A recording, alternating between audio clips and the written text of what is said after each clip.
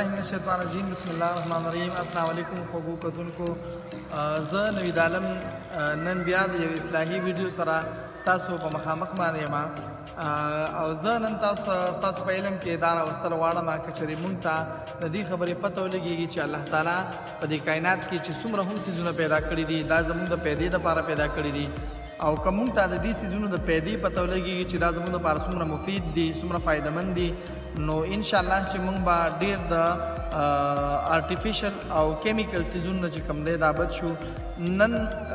چې ما کوم څیز راوړی دی د هغې دپاره زه په دې شنو پټو کې چې کوم دی موجود یم او د دغه څیز تعلق هم د ریوسني موسم سره دی او د دې شنو پټو سره دی. دغه څیز چې کوم دی دا د کوم انسان په وجود کې چې د هډوکو بیمارۍ یا د هډوکو کمزورتیا وي د هغه ته مختلف قسمه مسلې د هډوکو نو الله تعالی د ټیپر په پاڼو کې تاسو کتی شئ دا